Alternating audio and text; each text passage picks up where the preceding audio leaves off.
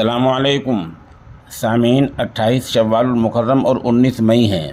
خبر کا عنوان ہے سہارنپور میں بخاری شریف کا افتتاح۔ خبر کے لیے وہیں سے مولانا محمد طیب مظاہری ہمیں رابطے میں ہیں۔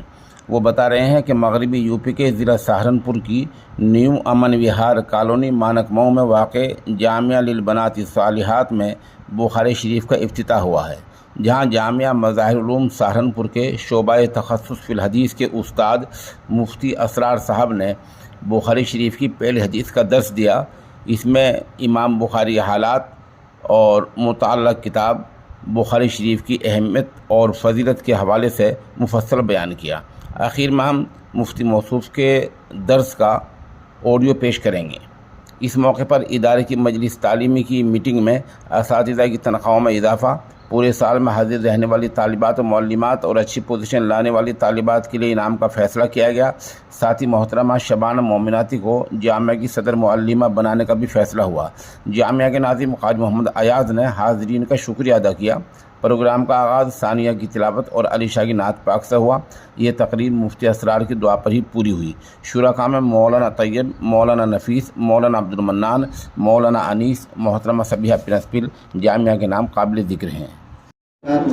حلم میں شام میں وہ فرماتے ہیں کہ حدیث شریف کی تعریفات میں سب سے عمدہ اور بہترین تعریف یہی ہے جو علامہ سخاوی رحمۃ اللہ علیہ نے کی ہے۔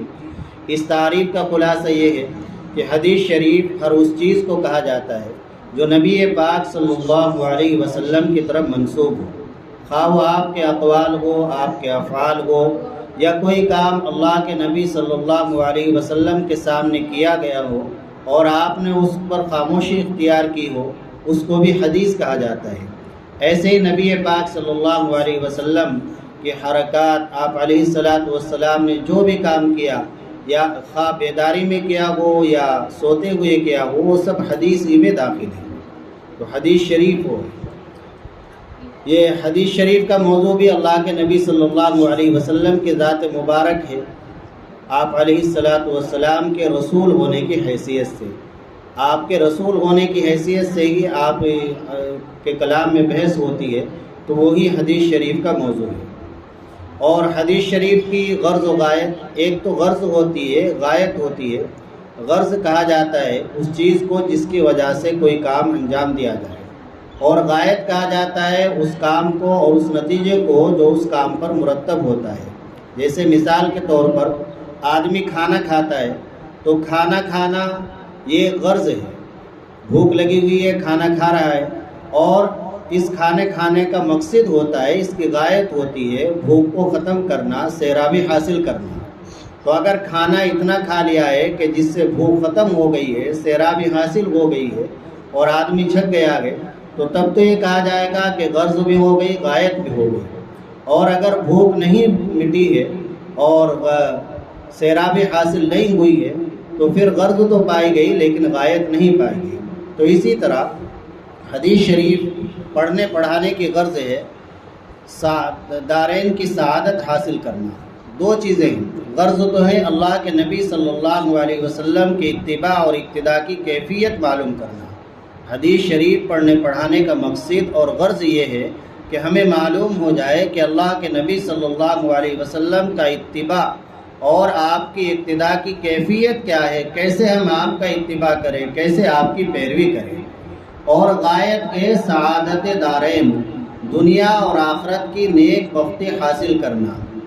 آخرت کی نیک بختی کیا ہے؟ آخرت کی نیک بختی یہ ہے کہ اللہ کے رسول صلی اللہ علیہ وسلم کا اتباع اور پیروی کر کے ہم جہنم سے بچ جائے اور جنت میں داخلہ نصیب ہو جائے، اللہ کی رضا اور خوشنودی، اللہ کا دیدار نصیب ہو جائے۔ یہ تو ہے آخرت کی سعادت۔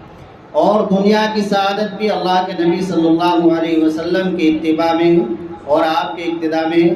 آدمی اگر اللہ کے نبی صلی اللہ علیہ وسلم کا اتباع نہیں کرتا ہے، آپ کے احکام کی خلاف ورزی کرتا ہے، چوری کر رہا ہے اور دوسرے گناہوں میں مبتلا ہے، شراب پیتا ہے، تو دنیا میں بھی اس پر بدبختی ہے، دنیا میں بھی اس کا انجام برا ہوتا ہے۔ تو اس لیے حدیث شریف پڑھنے پڑھانے کی جو غایت ہے اور جو مقصد ہے، جو انتہا ہے، وہ ہے دنیا و آخرت کی خیر، بھلائی اور سعادت حاصل کرنا۔ اور حدیث شریف پڑھنے پڑھانے کا مزہ آدمی کو پڑھنے پڑھانا چاہیے مزے لے کر ہی، یہ سوچنا چاہیے کہ حدیث شریف کس کا کلام ہے؟ اللہ کے نبی صلی اللہ علیہ وسلم کا کلام ہے، جو محبوب رب العالمین ہے، اللہ کے جو محبوب ہے ان کا کلام ہے، اور یہ کلام جیسے ان کی زبان مبارک سے تقریباً 1400 سال پہلے صادر ہوا تھا، ایسے ہی جو کہ تو محفوظ ہے، اس کی سند جو کہ تو محفوظ ہے، اس کی سند موجود ہے۔ دنیا کے اندر کسی مذہب والوں کے پاس کوئی ایسی کتاب نہیں اور ایک بھی کوئی ایسی بات نہیں کہ جو سند کے ساتھ مکمل طور سے محفوظ ہو۔ اللہ کا شکر ہے کہ ہمارے پاس ہزاروں نہیں لاکھوں حدیثیں ایسی موجود ہیں کہ جو سند کے ساتھ من وعن موجود ہے، اور اللہ کے نبی صلی اللہ علیہ وسلم کے زبان مبارک سے وہ کلمات جیسے نکلے تھے ویسے ہی وہ محفوظ ہے۔ تو ہم جب حدیث شریف پڑھیں اور پڑھائیں تو اس وقت اس بات کا استحضار ہونا چاہیے کہ میں کس کا کلام پڑھا رہی ہوں اور کس کا کلام پڑھ رہے ہیں۔ پڑھانے والوں کو بھی استحضار ہو اور پڑھنے والوں کو بھی، کہ یہ اللہ کے محبوب صلی اللہ علیہ وسلم کا کلام ہے۔ اور حدیث شریف پڑھنے کی ایک برکت یہ بھی ہوتی ہے کہ اس سے نبی پاک صلی اللہ علیہ وسلم کی ایک طرح سے صحبت اور آپ کی صحبت کی برکت حاصل ہوتی ہے۔ جس طریقے سے آدمی کسی کے پاس بیٹھتا ہے تو جیسے اس کے پاس بیٹھنے کی وجہ سے اس کا اثر اس آدمی میں منتقل ہوتا ہے، جس کے پاس رہتا ہے، اٹھتا بیٹھتا ہے، تو جیسے ہی اخلاق عادات انسان اپناتا چلا جاتا ہے، تو اسی طریقے سے متکلم کے کلام کا بھی آدمی پر اثر ہوتا ہے۔ جیسا کلام انسان پڑھتا ہے تو ویسا ہی اس کی طبیعت پر، اس کے قلب پر اثر ہوتا ہے۔ کوئی آدمی غلط کتابیں پڑھتا ہے، ناول پڑھتا ہے اور دوسری چیزیں پڑھتا ہے تو اس کا ذہن اسی طرح کا بنتا چلا جاتا ہے، اور جب انسان اللہ اور اللہ کے رسول کا کلام پڑھے گا تو پھر اس کا ذہن بہت عمدہ بنے گا، اور اسی طریقے سے اس کی اصلاح ہوتی چلی جائے گی، ایک الگ ہی اس کی فکر ہوگی۔ اور حدیث شریف کا پڑھنا ایسا ہے، پڑھانا بھی ایسا ہے جیسے نبی پاک صلی اللہ علیہ وسلم کی مجلس میں موجود ہو۔ نبی پاک حضرت شیخ یونس صاحب رحمۃ اللہ علیہ، ہمارے استاد محترم، جو مظاہر العلوم کے شیخ الحدیث، امیر المؤمنین فی الحدیث، اور جن کا پورے عالم کے اندر ایک ڈنکا اللہ تعالیٰ نے بجوایا، نام روشن ہوا، تو اگر کوئی حدیث شریف کے سبق میں بات چیت کرتا تو یہی فرماتے کہ عجیب بات ہے، افسوس ہے تمہارے اوپر کہ اللہ کے نبی صلی اللہ علیہ وسلم کی مجلس میں موجود اور تم ادھر ادھر متوجہ ہو رہے ہو۔ تو پڑھنے والے بھی، پڑھانے والے بھی اس وقت اپنا موبائل بند رکھے جب حدیث شریف پڑھائے، اور ادھر ادھر بالکل توجہ نہ کرے، صرف اللہ کے رسول صلی اللہ علیہ وسلم کے کلام کی طرف توجہ رکھے، اور یہ سوچے گویا میں اللہ کے نبی کے ساتھ ہی ہوں اور صحابہ کے ساتھ ہوں۔ ایک محدث ہے عبداللہ ابن مبارک رحمہ اللہ، جو حضرت امام اعظم ابو حنیفہ رحمہ اللہ کے بھی استاد ہیں۔ ان سے کسی نے کہا کہ آپ گھر میں ہی رہتے ہیں، باہر نہیں نکلتے، آپ کا جی نہیں گھبراتا؟ کہنے لگے میرا جی کیسے گھبرائے؟ کیف استوحش وانا مع النبی صلی اللہ علیہ وسلم، مجھے کیوں گھبراہٹ ہو، میں تو اللہ کے نبی صلی اللہ علیہ وسلم کے ساتھ رہتا ہوں، یعنی میں اللہ کے نبی صلی اللہ علیہ وسلم کا کلام پڑھتا رہتا ہوں، اس کا مطالعہ کرتا رہتا ہوں، تو پھر مجھے گھبراہٹ کیوں ہوگی؟ اسی طرح عبداللہ ابن مبارک رحمہ اللہ سے کسی نے کہا کہ آپ نماز پڑھتے ہی فوراً گھر چلے جاتے ہیں، ہمارے ساتھ نہیں بیٹھتے؟ تو فرمایا کہ میں تو صحابہ اور تابعین کے ساتھ بیٹھتا ہوں۔ سائل نے کہا کہ صحابہ اور تابعین کہاں سے آ گئے؟ فرمانے لگے کہ میں صحابہ کے کلام اور تابعین کے کلام اور ان کے آثار کو پڑھتا ہوں، تو ان کے کلام اور ان کے آثار اور ان کی باتوں کو پڑھنا یہ ایسا ہی ہے جیسے میں ان کے ساتھ بیٹھا ہوا ہوں۔ تو ہمیں بھی اسی استحضار کے ساتھ حدیث شریف پڑھانا چاہیے، اور اللہ کے نبی صلی اللہ علیہ وسلم نے حدیث شریف پڑھانے والوں کے لیے، حدیث شریف پڑھنے والوں کے لیے جو فضیلت بیان کی ہے، ان کا استحضار کو وہ ذہن میں رکھے۔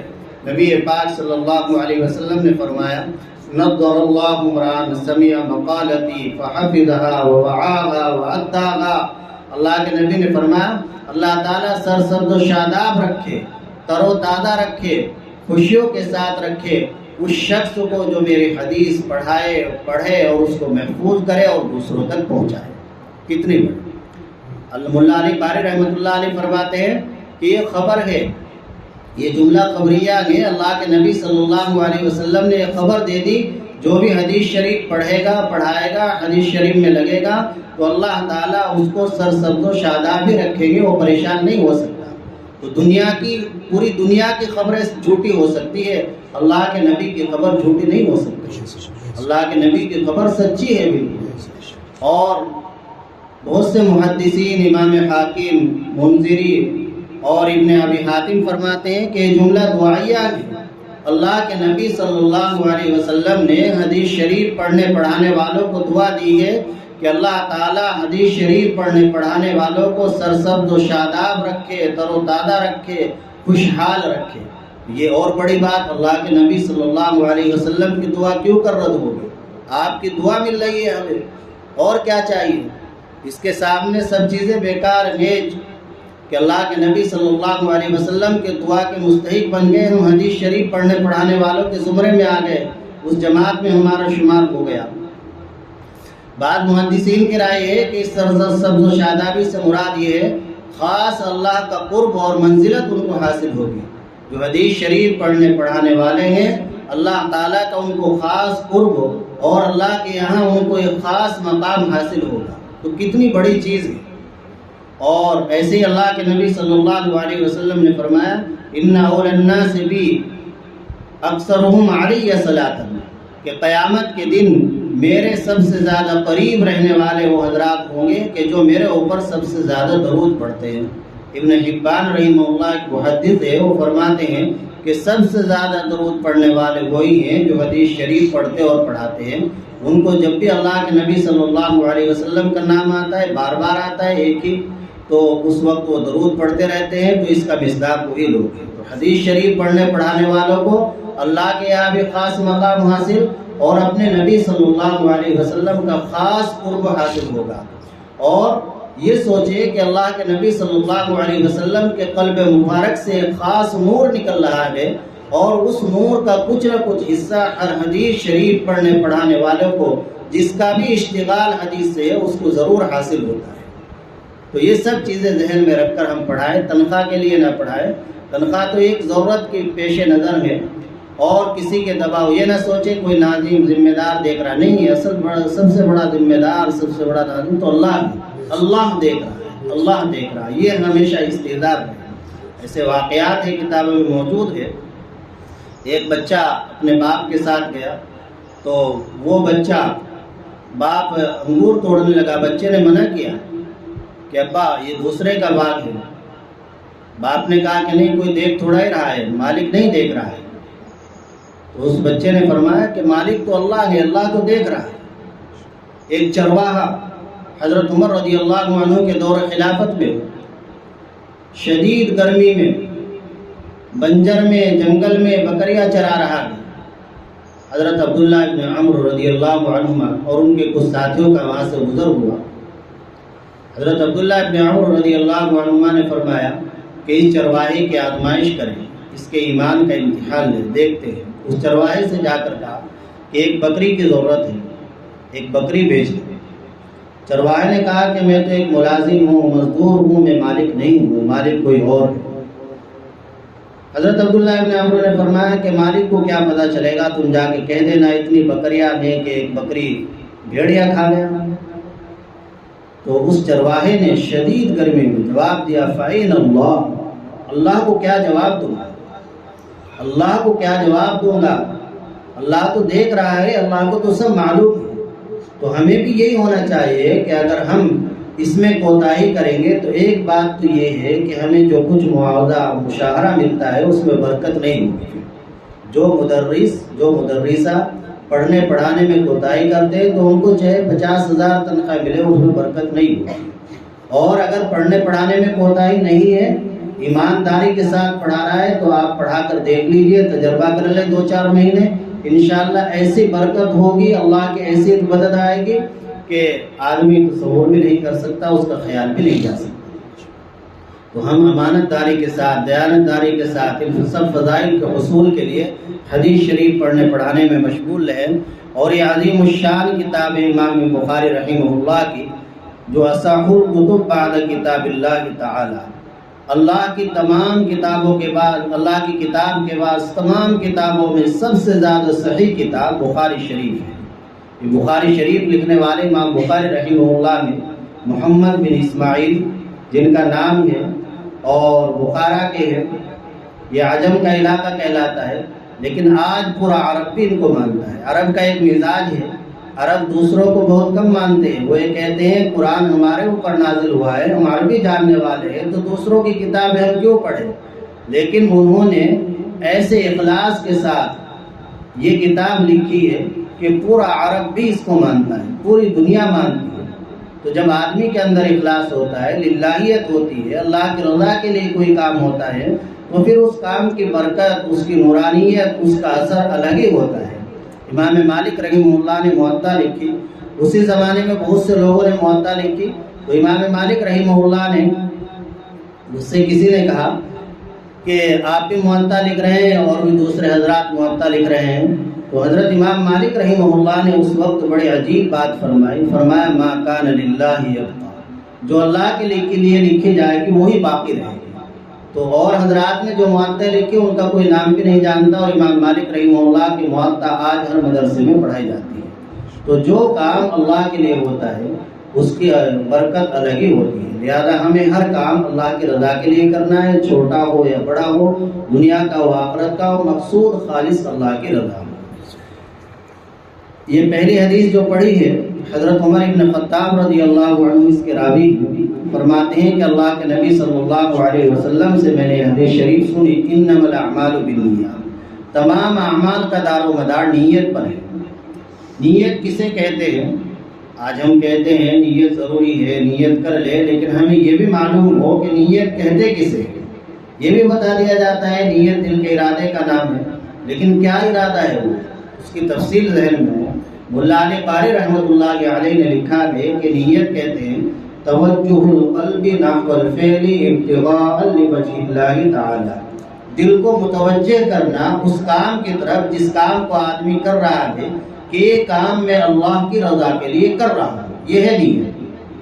آپ پڑھائیں جب سبق، تو سبق پڑھانے سے پہلے پڑھنے والوں سے بھی درخواست، پڑھنے والے بھی پڑھانے والے بھی کتاب کھولے، کتاب کھولنے کے بعد اپنے دل کے اندر اس بات کا خیال پیدا کرے، دل کو متوجہ کرے کہ میں جو پڑھ رہا ہوں، پڑھا رہا ہوں، یہ اللہ کی رضا کے لیے، اللہ کو خوش کرنے کے لیے ہے۔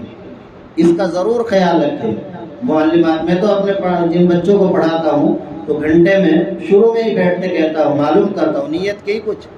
آج ہمارے اندر بے نیت ہی پائی جاتی ہے۔ 6 گھنٹے ہم نے پڑھ لیا، پڑھا لیا، لیکن کچھ نیت کی تھی کہ جی نہیں، نیت تو کچھ نہیں۔ تو گھنٹے سے پہلے معلمات سے بھی درخواست ہے اپنی بھی نیت یہی کریں کہ میں پڑھا رہی ہوں اللہ کے رضا کے لیے، اور طالبات سے بھی معلوم کریں کہ بیٹا کچھ نیت کی ہے، ان سے معلوم کریں کہ کچھ نیت کی ہے، اگر نہیں کی تو کرو کہ ہم یہ پڑھ رہے ہیں اللہ کی رضا کے لیے۔ جب انشاءاللہ اس طرح کا ہمارا ماحول ہوگا تو پھر اللہ کا کرم ہمارے طرف متوجہ ہوگا اور اللہ کی مدد آئے گی۔ تو یہ تو نیت کی حقیقت ہے، توجہ القلب نحو الفعل ابتغاء لوجہ اللہ تعالی، کہ آدمی کا دل کو متوجہ کرنا اس کام کی طرف جس کام کو کر رہا ہے کہ یہ کام میں اللہ کی رضا کے لیے کر رہا ہوں۔ پھر اعمال 2 طرح کے ہوتے ہیں، حدیث شریف میں فرمایا اعمال کا دار و مدار نیت پر ہے۔ ایک اعمال تو ہوں جو مقصود بھی ذات ہے، اعمال مقصودہ جیسے نماز ہے، روزہ ہے، حج ہے، ان کے صحیح ہونے کے لیے تو نیت شرط ہے، ضروری ہے۔ اور دوسرے اعمال ہوتے ہیں غیر مقصودہ جیسے وضو ہے، تو ان کے لیے صحیح ہونے کے لیے تو نیت شرط نہیں، لیکن ثواب ملنے کے لیے نیت شرط ہے۔ ان پر ثواب جبھی ملے گا جب آدمی وہ نیت کرے۔ تو بہرحال نیت ایک اہم اور ضروری چیز ہے، اعمال کا دار و مدار نیت پر ہے۔ جیسی آدمی کی نیت ہوگی ویسا ہی اس پر اثر مرتب ہوگا۔ وَإِنَّمَا لِامْرِئٍ مَّا نَوَىٰ، آدمی کے لیے وہی ہے جس کی وہ نیت کرے گا، اچھی نیت کرے گا تو اچھا نتیجہ مرتب ہوگا، بری نیت کرے گا تو بری نیت کرے گا، اس کا برا اثر ہوگا۔ وَمَنْ كَانَتْ هِجْرَتُهُ إِلَىٰ دُنْيَا يُصِيبُهَا، جس آدمی کی ہجرت دنیا کے لیے ہوگی، یہ حدیث شریف اصل مہاجر ام قیس کے بارے میں، ایک شخص تھا جس نے نکاح کے لیے ہجرت کی تھی، تو اس وقت اللہ کے نبی نے فرمایا تھا کہ ہجرت کا ثواب اس کو نہیں ملے گا، کیونکہ ہجرت کی نیت سے نہیں کی۔ ہجرت جو کی ہے اس نے ہجرت کی نیت سے نہیں کی، دین کے تحفظ کے لیے نہیں کی، بلکہ نکاح کے لیے کی ہے۔ جب یہ حدیث شریف آپ کے استاد محترم پڑھائیں گے تو اس کی مکمل تفصیل بتلا دیں گے، ابھی وقت بھی زیادہ ہو گیا۔ تو جس شخص کی ہجرت دنیا کو حاصل کرنے کے لیے ہوگی یا عورت کے لیے ہوگی کہ اس سے نکاح کر لے، تو اس کی ہجرت اسی چیز کی طرف شمار ہوگی جس کے ارادے سے اس نے ہجرت کی ہے۔ تو ہمیں اپنی نیت کو درست کرنا ہے۔ امام بخاری رحمۃ اللہ علیہ نے شروع میں یہ حدیث لا کر اس بات کی طرف اشارہ فرما دیا کہ آدمی ہر کام کے اندر اپنے نیت کو خالص کرے اور اللہ کی